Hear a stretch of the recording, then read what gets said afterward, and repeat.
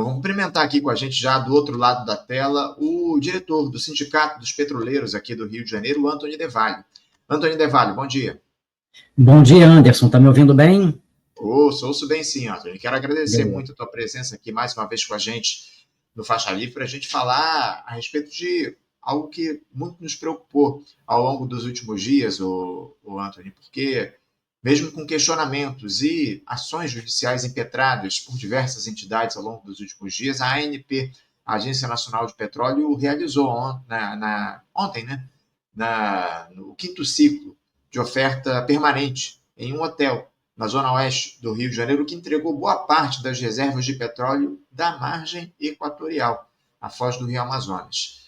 Foram arrematados 19 dos 47 blocos ofertados na bacia da Foz do Amazonas, sendo 10 deles pelo consórcio com participação da Petrobras em parceria com as multinacionais ExxonMobil, Chevron e CNPC. A estatal brasileira, no entanto, será operadora de apenas 18,8% das áreas arrematadas. Ao todo, o governo arrecadou 989,2 milhões de reais com bônus nos 34 blocos arrematados entre o conjunto de 172 leiloados na bacia da Foz do Amazonas, de Santos, de Pelotas, entre outras áreas oferecidas nesse quinto ciclo de oferta permanente de concessão. É importante lembrar aqui, Antony, que a Petrobras foi quem lutou pela concessão das licenças ambientais para a prospecção de petróleo na Foz do Amazonas. Enfim, vocês do Sindipetro realizaram ontem um ato em frente ao hotel onde foi realizado esse leilão, lá na zona oeste do Rio de Janeiro, contra mais esse absurdo cometido pela Agência Nacional do Petróleo no governo Lula, que põe em risco a soberania nacional mais uma vez. Fala um pouco, Antony, sobre esse ato, obviamente, mas principalmente sobre esse leilão, que já compromete parte das reservas da margem equatorial. Por que a ANP leilou essas reservas? Bom dia novamente, Anderson. Bom dia, ouvintes. Aqui um abraço para o André do Morro da Formiga, como de hábito. E também vou aqui mandar um abraço para o professor Alexandre Sames, que participou do ato, né, contra o leilão ontem. Então, em função disso, também participa aqui várias vezes do programa. Quero também parabenizar aqui pela entrevista com o Eudo Sauer, que acho que foi um erro quando ele foi demitido da Petrobras, tá? Acho que é muito importante, ele fazia um trabalho que eu considero que era relevante. Então, quero frisar isso. Vamos diretamente, então, agora, à resposta à sua pergunta. Em primeiro lugar, Anderson, é importante dizer que esse foi o quinto ciclo da oferta permanente de concessão. A oferta permanente, ela vem desde 2017, né? Os leilões, não, eles vêm desde os anos 2000, né? Basicamente, em 97, foi quebrado o monopólio estatal da exploração e produção do petróleo. Eu falo da exploração e produção porque, quando fala monopólio estatal do petróleo, a gente às vezes esquece que nem tudo estava dentro do monopólio, né? Por exemplo, a parte de distribuição, postos de gasolina, álcool e etc., nunca estiveram sob o monopólio estatal. E também algumas refinarias, como a refinaria de Manguinhos, aqui na Avenida Brasil, e algumas outras poucas, também ficaram fora do monopólio estatal. Mas, ainda assim, quebrado em 97, foi criada a ANP, e aí é importante a gente ter isso em mente, porque a ANP ela é fruto da quebra do monopólio estatal do petróleo, tá? E ela é uma agência que eu considero antinacional, né? Embora o nome seja Agência Nacional do Petróleo, Gás Natural e Biocombustíveis, na prática, a atuação da ANP é antinacional. E por que eu digo isso, Anderson? Porque ela, ao longo desses anos, aí, basicamente 25 anos, vamos arredondar aqui, de existência, ela leiloou, vendeu, muitas vezes a preço aquém do que deveria, uma quantidade muito grande de blocos de petróleo e de gás natural aqui no Brasil. Tá? Nesse leilão agora, tá? A parte, os 34 blocos arrematados aí, dos 172 colocados à venda, representam, segundo a própria ANP, 283.359, não, na verdade, mais até, 283 milhões 359.055 quilômetros quadrados. Então, assim, na verdade, Anderson, é um pedaço significativo, ainda que muito menor do que o conjunto, né, do Brasil, mas entre pelo menos 1 e 2% aí do território brasileiro, tá? Então, em primeiro lugar, colocar isso. E aí, Anderson, o que acontece? Quem tem se beneficiado, sobretudo, com esses leilões? Cada vez mais territórios do Brasil e mais áreas de petróleo e gás natural estão em mãos de quem? De grandes empresas transnacionais estrangeiras. Aliadas com elas vai a Petrobras, é verdade, na maioria dos casos, mas ainda assim, grande parte com essas empresas. E também, mais recentemente, empresas brasileiras também, como a própria 3R Petroleum, na qual, e aí eu quero fazer esse parênteses aqui importante, um ex-presidente da Petrobras, o Castelo Branco, que participava diretamente, era um executor do projeto de privatização da Petrobras, por meio da venda de ativos, por exemplo, ele vendeu muitos ativos, vários deles a 3R Petroleum comprou, e hoje, de algum tempo, né, já, ele está como um alto executivo da 3R Petroleum. Então, essa porta giratória, né, que consideramos um absurdo, ela está colocada hoje, então, está nas duas pontas, os privatistas estão nas duas pontas. Então, dentro da Petrobras também, não só fora, tá? Tem muito privatista dentro da Petrobras. E aí o que acontece? Essa agência tem, portanto, favorecido essas grandes transnacionais estrangeiras, sobretudo. E nesse sentido, Anderson, também é importante dizer que os próprios países, né, dessas transnacionais. Peguemos aqui um exemplo, a França. A França é um país que ela tem muita energia nuclear, ela utiliza muito, né, mas até por que ela utiliza muito? Porque ela tem pouca energia, poucos recursos de energia disponíveis. Por exemplo, ela tem pouco petróleo. Mas ela tem uma grande empresa transnacional de petróleo, que é a Total Energies. E essa empresa, ela está em muitos lugares do mundo, entre outros, o Brasil. E é uma empresa que, para a França, portanto, é fundamental. Mas para o Brasil, talvez nem tanto, né? Pelo contrário. Então, por exemplo, quando o Lula esteve agora recentemente na França e falou, não, que conseguiu não sei quantos contratos, etc., eu fui dar uma olhada nos contratos, né, no que estava colocado. A maioria, como da mesma maneira como foi quando ele foi na China, e também assinou uma série de contratos aí, memorandos de entendimento, a maioria o Brasil fica como exportador de matérias-primas e a França, a China e outros países nos quais o governo brasileiro vai, fica como alguém que vai, investe aqui, mas investe para quê? Para retirar matéria-prima e vender para a gente, de modo muito mais caro, produtos manufaturados. Então, essa é a lógica que está colocada, e a lógica dos leilões de petróleo, de gás, petróleo e gás natural, se insere nisso, do Brasil como um grande exportador de matéria-prima, uma espécie de colonização, né? E o Brasil vai, portanto, depois comprar manufaturados. E aí, Anderson, muito importante dizer o seguinte, a gente falou do Irã aqui, né? O Wildo Sal acabou de falar aqui do Irã, vocês conversaram sobre o Irã, e ele citou algo que é muito importante, eu costumo citar isso também, inclusive para turmas de novos concursados na Petrobras, que é o seguinte, a Petrobras foi criada quando? 3 de outubro de 53, tá? A partir de uma grande campanha chamada Petróleo é Nosso. Bem, nesse mesmo ano é que foi o golpe contra o Mossadegh, o Mohammad Mossadegh, no Irã, nesse mesmo ano, ou seja, a grande vitória que foi a criação da Petrobras, ainda que com limites. Eu lembro aqui, Anderson, que o primeiro presidente da Petrobras foi o Juracy Magalhães, que era da campanha que eu chamo o Petróleo é Esso, né? Que ele queria as transnacionais aqui, ele dizia, não tem que ter esse negócio de empresa estatal brasileira nessa área. Então, teve limites. Ela já nasceu como SA, teve o Juracy Magalhães, mas ela foi uma vitória importantíssima do povo brasileiro, haja vista a comparação. No mesmo ano, repito, no Irã, um golpe tirou o Mohammad Mossadegh, primeiro-ministro nacionalista. Por quê? Porque eles tinham nacionalizado, basicamente por isso, tinham nacionalizado a indústria de óleo e gás no Irã. Tá? Então, é muito importante isso. Muito importante você trazer aqui essas questões, especialmente, Antônio, registrar que o Brasil está virando um exportador de produtos primários. Essa é a grande questão que se coloca no momento em que a gente deveria desenvolver a nossa indústria, produzir produtos aí com valor agregado para, acima de tudo, ter empregos de qualidade aqui no nosso país. Ninguém fala sobre isso, muito pouca gente, na verdade, aborda essa questão. Antônio, em relação a essa situação envolvendo o leilão de ontem. Vocês chegaram a buscar na justiça o cancelamento desse leilão, enfim. O governo Lula, ele leiloa essas reservas da margem equatorial sem nem ao menos saber quanto de petróleo tem ali naquela região. O que há são estimativas a respeito desse número. O excedente do petróleo na margem equatorial já estaria nessa conta, nesse leilão? Enfim, fala um pouco sobre o leilão e também sobre as ações que vocês petroleiros buscaram para tentar invalidar ou cancelar esse leilão de ontem da ANP.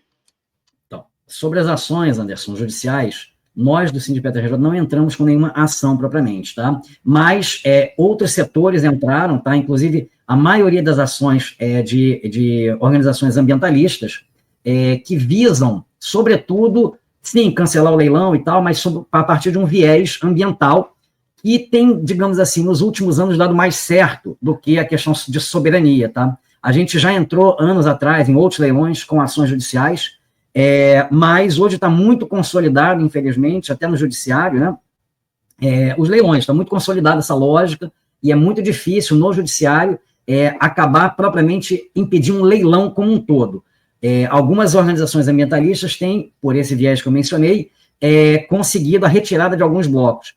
Até onde eu saiba, tá? Pelo menos até ontem, isso não havia ocorrido nesse leilão de ontem, mas em outros isso ocorreu. Vamos lá.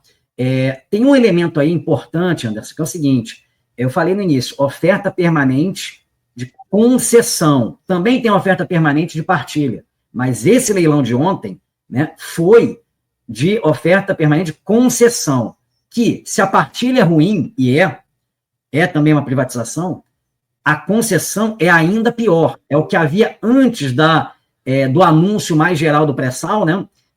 Era o regime de concessão que havia, de 97 até 2008, na verdade 2010, né? 2010 é que tem algumas leis que são criadas, na época ainda no governo do Lula, em que temos aí novas regras, que são as da partilha.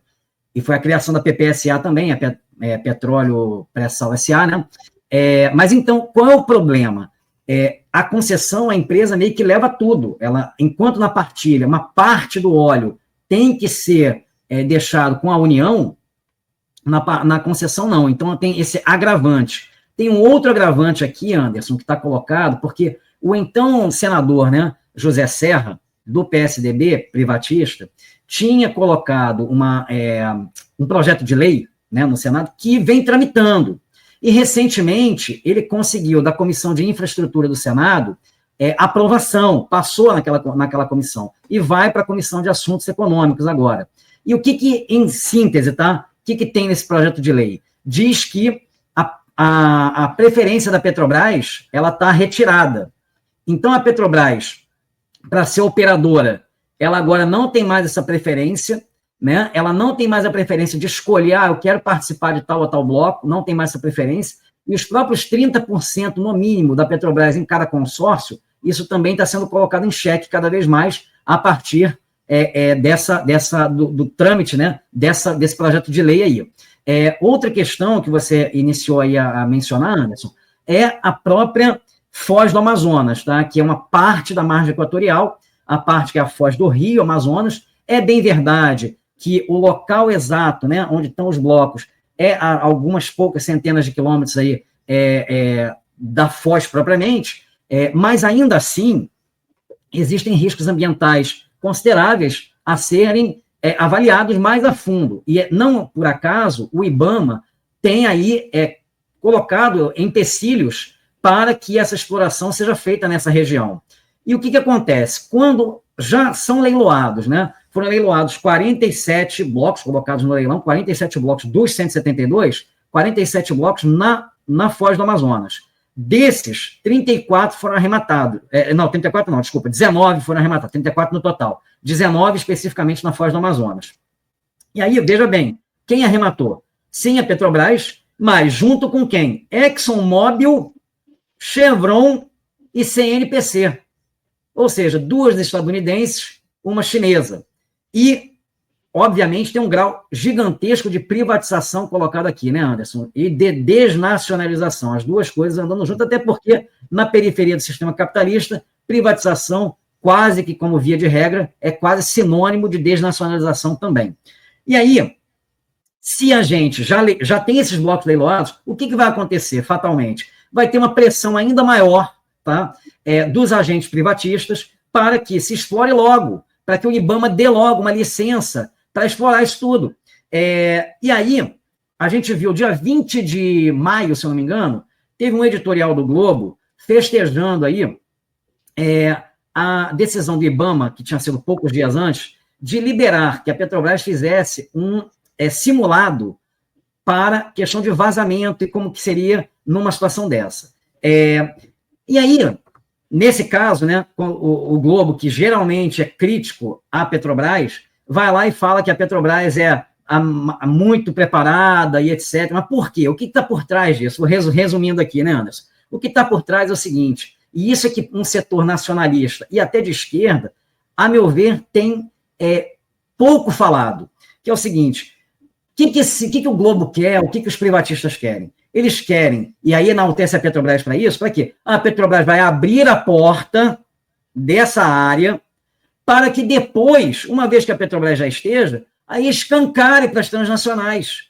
Esse é que está colocado. E aí o interesse são as transnacionais, não é a Petrobras, né?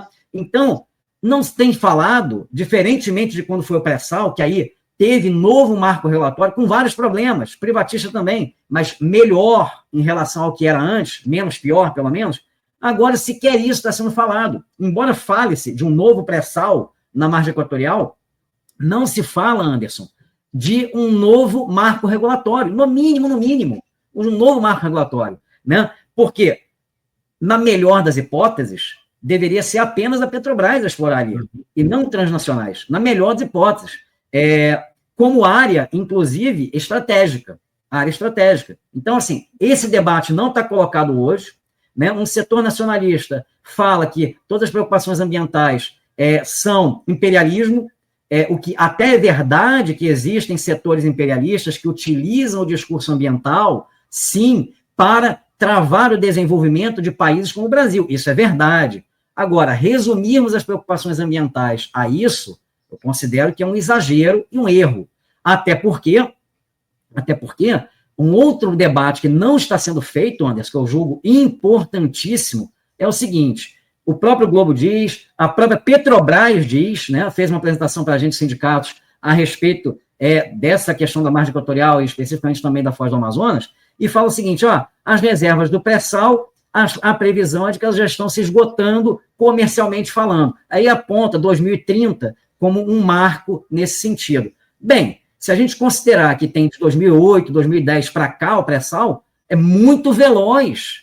E a quantidade de óleo e gás que tem o pré-sal é muito veloz. E por que isso? Em grande medida, Anderson, porque o projeto em torno do petróleo e gás no Brasil, o projeto em torno do pré-sal, é um projeto exportador, sobretudo, e que produzia toque de caixa, né? Como foi dito, o professor Hildo Sauer falou aqui, tem diferença, o Irã é mais, né? Sim, mas o Brasil se aproximando, ele mesmo falou aqui. Então, para que isso? Claro, existem as necessidades energéticas do país, e para o Brasil se desenvolver, ele precisa, sim, produzir bastante energia, mas veja bem, onde está o projeto para o desenvolvimento do Brasil? Se isso é exportado, sobretudo, fica complicado, muito complicado. E aí, Anderson, tem uma questão aí muito importante que eu ia comentar, que vou comentar agora, que é o seguinte: por que a gente não fala no nosso país de uma economia da biodiversidade? Uma economia popular da biodiversidade. Isso não é falado, praticamente.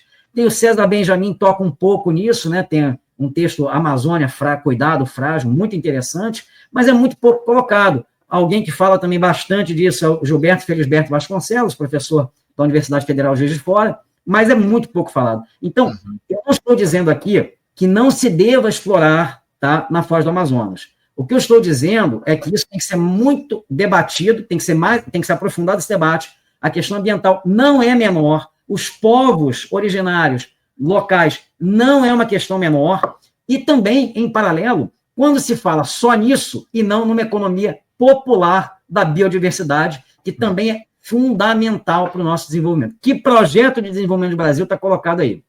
Antônio, esses dois personagens que você citou, o professor Gilberto Felisberto e o César Benjamin, a gente tem tentado conversar já há muito tempo aqui no nosso programa. O professor Felisberto está enfrentando um problema difícil de saúde e ele, enfim, não tem aceitado aqui o nosso convite justamente por conta dessa situação de saúde dele. O César Benjamin, ele tem problemas ali de agenda, enfim, tem dificuldade por conta do trabalho dele, e a gente entende. Mas a gente tem tentado fazer o diálogo com essas duas figuras aqui no nosso programa.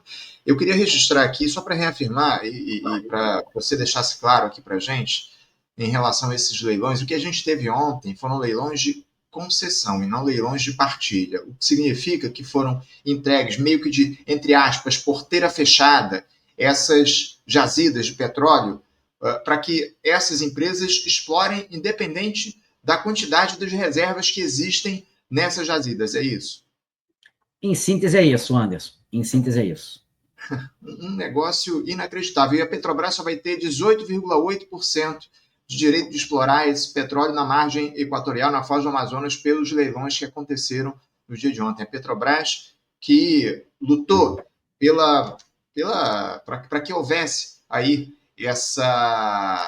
para que houvesse a concessão aí dessas licenças ambientais para a prospecção desse petróleo, só vai poder ter acesso a 18,8% desses recursos da margem equatorial. Um negócio inacreditável, viu, Antônio? Para a gente fechar aqui o nosso papo, você trouxe questões fundamentais aqui para o nosso debate, mas a luta de vocês do Sindipetro não é apenas contra esse leilão, né, Antônio? Porque, além dele, há também dois projetos de lei que estão tramitando no Congresso Nacional. Você até citou alguma coisa a respeito disso. Um pedido de urgência do governo para realizar leilões com o objetivo de usar os recursos para pagar dívidas e outro.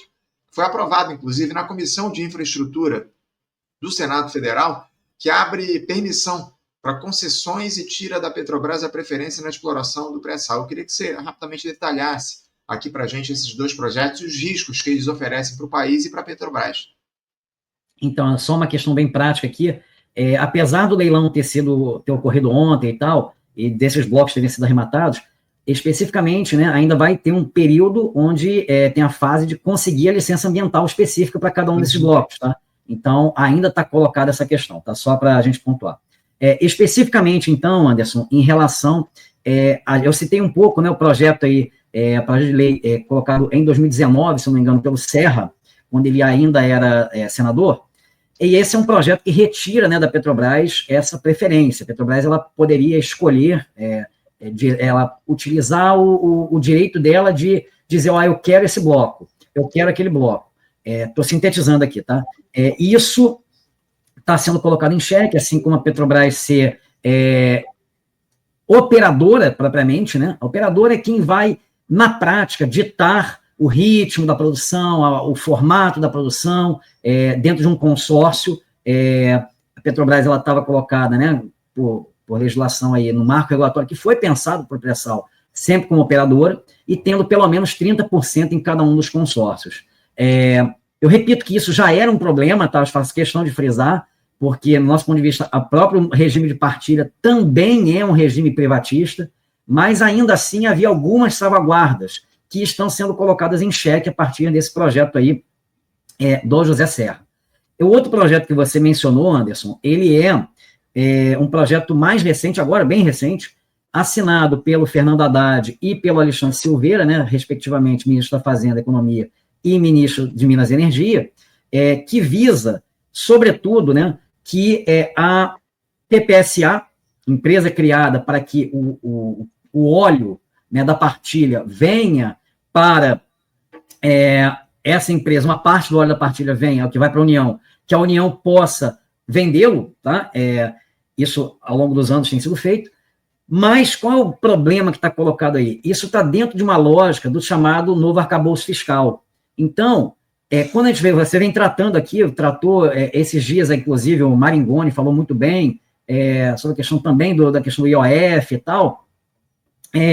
Como o governo está sendo colocado em xeque aí, por setores da direita, no contexto da proposta para o IOF, o que o governo está fazendo? Está buscando outras fontes de arrecadação, mas, repito, dentro de uma lógica do novo arcabouço fiscal, que é uma lógica restritiva de investimento, né, público, e que é uma lógica liberal, tá? É uma lógica liberal. Então, esse petróleo também que o Haddad e o Silveira estão buscando aí, com esse projeto de lei também, para poder vender rapidamente mais, justamente para ter dinheiro, mas dinheiro para quê? Aí que a questão está colocada. Dinheiro para enquadrar o país no novo arcabouço fiscal, que uma parte viria do IOF, se não vem do IOF, eles querem que venha de outro lugar, e aí coloca isso, e coloca também como, uma outra parte do pacote, né, que é de aumentar dividendos, e ter dividendos extraordinários de empresas estatais / de economia mista. É citado nominalmente o BNDES, como antecipação de dividendos, mas nitidamente também está colocado aí Petrobras, Banco do Brasil, Caixa, enfim, as estatais e empresas de economia mista de conjunto.